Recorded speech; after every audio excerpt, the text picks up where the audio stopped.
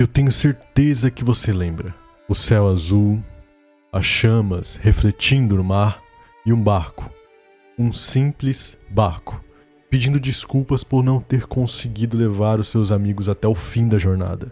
Você piscou e, sem perceber direito, você já estava com os olhos cheios de lágrimas. Mas como? Como que o Eiichiro Oda conseguiu fazer com que você chorasse por causa de um amontoado de madeira? Nesse vídeo a gente vai voltar no tempo mais uma vez, porque se você não sabe, eu já fiz um vídeo nesse mesmo estilo. Hoje a gente vai analisar como que o One Piece te manipulou emocionalmente, passo a passo, construindo ao longo de dezenas de episódios um laço invisível entre você e um navio. E como foi que no final das contas você chegou ao ponto de chorar por causa de um barco? Desde o início da história, a gente tem uma leve relação com o barco da tripulação, pois a necessidade de uma embarcação era um dos pontos centrais da obra até certo momento no início. Quando você assiste um anime pelo qual você tem apego, você meio que se sente parte daquilo, porque o seu cérebro assume aquilo como uma realidade. E é por isso que obras de ficção conseguem te causar sentimentos como tristeza, alegria e raiva, porque o seu cérebro assume o que você está assistindo como uma realidade. Desde o início da história de One Piece, você cria um leve apreço pelo Going Merry, porque ele não é uma coisa que já aparece na história desde o início, desde o primeiro minuto, desde o primeiro episódio, que sempre esteve ali. Não, ele é uma coisa conquistada pelos nossos protagonistas após a derrota do Capitão Kuro no arco em que o Usopp é recrutado para a tripulação. O Going Merry é uma conquista do Chapéus de Palha. One Piece é uma obra que retrata uma aventura através do mundo inteiro. Então, ao longo da história, ela adiciona novos personagens ao ciclo principal. O fato do Going Merry ter sido conquistado ao invés de ser uma coisa que já estava ali desde o primeiro momento, faz com que você enxergue ele como uma adição importante para o ciclo principal da história, e não como uma coisa de sentimento neutro, que sempre esteve ali desde o primeiro episódio, desde o primeiro momento, como apenas uma embarcação. Desde o início do arco de Water 7, o principal objetivo do Chapéus de Palha é consertar o navio, e esse foco só muda quando a Robin repentinamente, simplesmente some, e agora os Chapéus de Palha precisam encontrar ela. Então, desde o início do arco, o Going Merry é o assunto principal. Tudo ali começa por causa dele e tudo só termina de maneira positiva por causa dele. No episódio 233, nós temos a reação do Chapéus de Palha à notícia de que o Merry não vai mais conseguir navegar de jeito nenhum. E esse é o primeiro grande impacto de sentimento do arco, porque não é como se você, o telespectador, já soubesse disso. Você tem o desprazer de receber essa notícia de forma totalmente inesperada, assim como o Chapéus de Palha. Quer dizer, totalmente inesperada, nem tanto. Mas, assim como eles, você começa a se sentir triste pelo Merry, e esse é um sentimento que você vai carregar por todo o arco até o final. Até certo momento, o único que não recebe essa notícia diretamente é o próprio Usopp, e no meio de toda essa emoção, os 300 milhões de beris do Chapéu de Palha acabam sendo roubados pela família Frank. E como o Usopp é o único que não recebeu essa notícia a respeito do Merry, ele entra em completa agonia, porque ele tá acreditando que por ele ter permitido que o dinheiro fosse roubado, eles não vão conseguir consertar o Merry. A Nami diz pro Usopp ficar ali no chão e esperar por ajuda, mas o final do episódio revela pra nós que o Usopp se levantou e foi até a família Frank sozinho, para tentar recuperar o dinheiro de maneira extremamente desesperada, mesmo estando completamente ferido. E essa atitude do Usopp causa em você, o telespectador, uma emoção extremamente triste, porque o Usopp não sabe, mas você já sabe, que mesmo se ele sacrificasse a vida para conseguir o dinheiro de volta, seria em vão, porque o Merry não pode mais ser consertado. Eu não vou entregar! Devolve agora! A partir daqui, a gente vai ter uma onda de acontecimentos que partem de uma única premissa. o próprio Going Merry. O Soap se levantou e foi até a família Frank para tentar recuperar o dinheiro, mas ele sozinho não era capaz de fazer absolutamente nada. Resultado disso, ele foi completamente derrotado e depois largado no chão. Luffy, Zoro, Sandy e Chopper acabam chegando até ele, e eles observam aquela situação. Na vontade de vingar o companheiro deles, eles vão até a família Frank e não só espancam todo mundo ali, como eles também destroem toda a casa em si, né? Eles literalmente acabam com tudo. Vamos atrás do tal do Frank? Alguém sabe onde ele tá? Que droga, é muito azar. Eles realmente não sabem pra onde o dinheiro foi. Depois desse momento, que é um dos melhores momentos de todo o arco, os Chapéus de Palha voltam pra dentro do Going Merry e o Chopper trata as feridas do Soap. Depois que ele acorda, começa o que é um dos momentos mais lembrados de toda a história de One Piece, que é toda a discussão entre o Luffy e o Soap e futuramente, nesse mesmo episódio, a luta entre eles.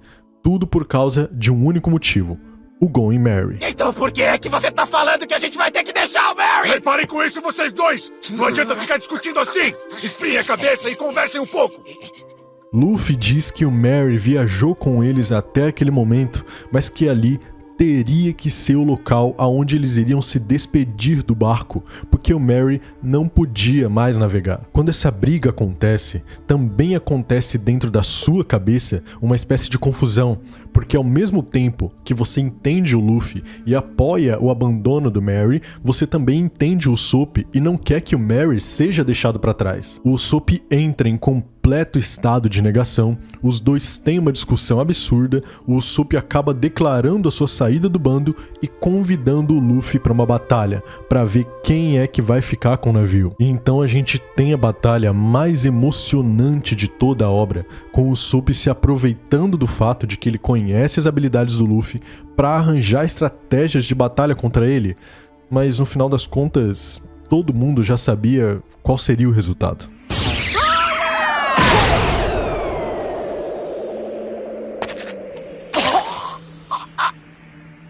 O Soap nunca teve a menor chance contra o Luffy. E todo mundo sabia disso. O Soap sabia disso. O Luffy sabia disso. O Chopper, a Nami, o Zoro, o Sandy, você também, o telespectador, todo mundo já sabia que o Soap não tinha chance de vitória.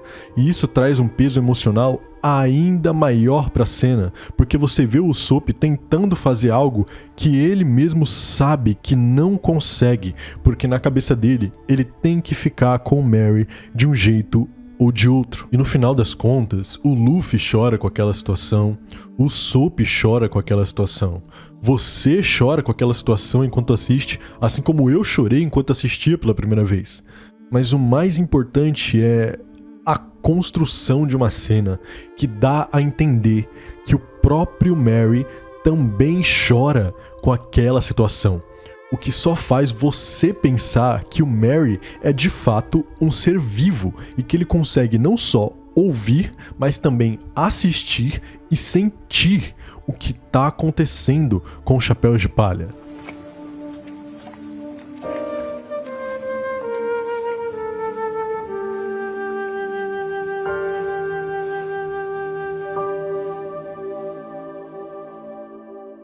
E isso só explora ainda mais o seu sentimento de empatia, porque isso contribui para que você veja o Merry como de fato um personagem vivo na história e não como apenas um amontoado de madeira. E existe uma cena em específico que não existe no mangá, ela existe só no anime, mas é um excelente complemento por parte de quem produziu o anime, porque essas cenas com foco na cabeça do barco, no rosto do Merry, mesmo que de maneira indireta, dizem que o barco também é um personagem vivo dentro da história e não só mais um barco. Esse quadro é propositalmente recortado para que não mostre a boca do Merry por completo, para que dê a impressão de que o barco está esboçando uma expressão de tristeza, mesmo que ele não seja capaz de fazer isso porque ele teoricamente é um objeto inanimado. E talvez você diga que isso é só coisa da minha cabeça, porque quando você assistiu essa cena pela primeira vez, você não teve essa impressão. Mas é aí que tá o ponto, eu tive essa impressão. Essa cena acontece no episódio 162, quando a existência do Klabautermann ainda não tinha sido revelada pra gente. E eu, por causa dessa cena, quando assisti pela primeira vez, eu cheguei a pensar: caramba, será que o Merry tem consciência do que tá acontecendo com ele? Porque parece que ele tá fazendo uma expressão de tristeza nessa cena, sabe? E como eu não sou uma pessoa especial, eu acredito que eu não fui o único a ter essa impressão. Então faz o seguinte: se você também teve essa impressão na primeira vez que você assistiu, coloca aqui nos comentários. Comenta aqui pra eu poder saber que eu não sou o único. Então, a gente tem aqui um arco muito emocional do início ao fim, já que desde o início até o final do arco, os protagonistas têm que lidar com 3 pontos emocionais: a saída do Usopp, o sumiço repentino da Robin, que mais pra frente iria dizer que também estava deixando o bando, e além disso, eles também tinham que lidar com o fato de que o Going Merry não poderia mais navegar de jeito nenhum. Mas o arco vai se desenrolando até que no episódio 247 o Usopp revela uma coisa que a gente não sabia. É revelado que, na verdade, ele já sabia que o Merry não tinha mais capacidade de navegar. Então, desde o início, o Usopp já sabia de tudo. Desde antes do arco de Water 7 começar, o Usopp já sabia da situação do Merry e não contou pra ninguém. Ele diz que ainda lá no arco de Skypiea, ele viu uma espécie de figura estranha consertando o Going Merry durante a noite, enquanto todo mundo estava dormindo, e que essa figura estranha falou diretamente com ele, dizendo que estava tudo bem e que ele iria carregá-los mais um pouco. Diante dessa situação, o Usopp assumiu que aquela era a encarnação do Going Merry falando diretamente com ele, mas ele guardou essa informação para si mesmo, e quando ele recebeu o diagnóstico dos carpinteiros da Galeela Company, aquilo só confirmou o que ele já sabia, mas mesmo assim ele não queria aceitar. E bem, nesse momento, o Usopp está sequestrado pelo Franky em um esconderijo secreto. Secreto entre aspas, né? Porque os membros da CP9 conseguem encontrar esse local e acabam derrotando tanto o Usopp quanto o Franky. E depois de derrotar os dois, o Kaku, que é um dos membros da CP9, propositalmente joga o Going Merry em mar aberto, mesmo no meio de toda a tempestade que estava se formando junto com a Aqua Laguna, porque de acordo com ele, aquele navio não tinha mais nenhum uso, então não havia motivo para manter ele ali.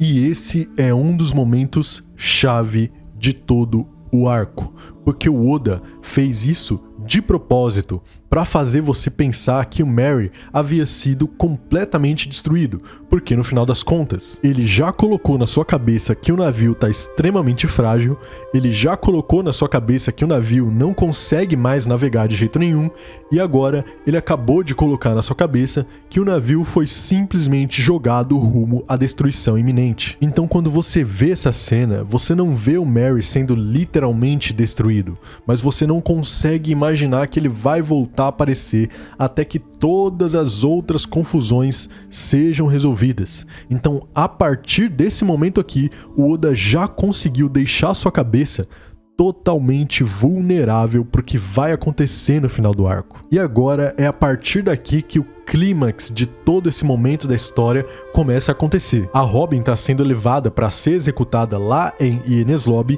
e eu fiz um vídeo sobre o que acontece no caminho entre Water 7 e Enies Lobby. Se você quiser assistir esse vídeo depois, clica aqui no primeiro link da descrição desse vídeo. Mas assiste depois, termina de assistir esse vídeo aqui primeiro. Mas enfim, os Chapéus de Palha precisam correr contra o tempo, porque se a Robin passar pelos portões da justiça, tudo vai estar acabado. Então eles invadem Enies Lobby, arranjam uma bagunça lascada, o governo aciona um Buster Call para destruir a ilha e acabar com todo mundo ali de uma vez só. Depois de um bom tempo de corrida, os Chapéus de Palha conseguem se reunir de novo diante da Robin. E é aí que acontece uma das cenas mais aclamadas de todo One Piece, que é o momento em que a Robin diz que quer viver, e aí começam as batalhas principais. O Luffy começa derrotando o Blue Eno, fazendo uso do Gear 2 pela primeira vez, e depois começa a sua luta contra o Rob Lute. Luta essa que vai ter o seu final só nos episódios finais desse arco. Depois o Zoro derrota o Kaku fazendo uso do Ashura pela primeira vez. O Sanji derrota o Jabura fazendo uso do Diable Jumbo pela primeira vez. A Nami derrota a Califa. O Chopper derrota o Kumadori fazendo uso do Monster Point pela primeira vez. Momento esse que também é muito aclamado. Essa cena do Chopper usando o Monster Point pela primeira vez é uma cena simplesmente absurda. E por fim o Frank derrota o Fukuro. Todas as lutas que precisavam acontecer, acontecem. O Luffy, mais uma vez em um dos momentos mais lembrados de One Piece, derrota o Rob Lute utilizando Jet Cataling Gun e depois disso fica completamente imóvel, caído no chão, totalmente vulnerável. Vários navios de guerra conseguem encurralar o Chapéu de Palha em um pequeno pedaço da Ponte da Justiça e os nossos protagonistas literalmente não tinham para onde ir. Eles estavam completamente cercados por vários navios de guerra gigantescos, sem ter absolutamente nenhuma chance de escapatória. Até que... Outra vez. Quem é? no meio de toda aquela confusão, simplesmente do nada, o Usopp começa a dizer que tá ouvindo a voz de alguém. E a essa altura do campeonato, você, o telespectador, consegue até imaginar o que está acontecendo, mas é estranho acreditar nessa possibilidade porque você não consegue imaginar uma justificativa plausível para que o que você está imaginando seja verdade. Pouco tempo se passa e todos os chapéus de palha começam a ouvir a mesma coisa que o Usopp está ouvindo, até que ele começa a chorar e simplesmente gritar...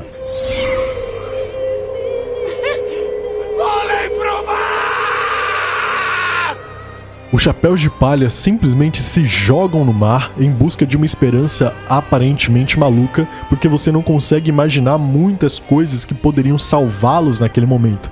E justamente o que você consegue imaginar é tão improvável que é quase impossível. Vamos voltar, pessoal, para os mares de aventuras. Mas é aí que tá o ponto. No final das contas, o impossível realmente aconteceu, porque quem aparece simplesmente do nada pra salvar os chapéus de palha é o próprio Going Merry, mesmo que ele teoricamente não tivesse capacidade de fazer isso. Cara, não tem como dizer que o Oda não é um gênio, cara. De todos os momentos de One Piece até hoje, o único momento que me fez arrepiar mais do que o momento em que o Merry aparece para salvar o chapéu de palha é o último quadro do capítulo 1102, que é o final do flashback da história do Kuma. Apenas essa cena fez eu me emocionar mais do que o momento em que o Merry aparece do nada no final de Enies Lobby. E o que mais impressiona nessa cena é ver o Merry literalmente falando que veio salvar o chapéu de palha. Cara, sinceramente, eu reassisti esse episódio pra poder fazer esse vídeo e eu me arrepiei, cara. Eu chorei de novo enquanto eu reassisti essa cena, porque não tem como, cara. Esse momento é o puro suco do Absolute Cinema. Não tem como. O Oda é gênio demais.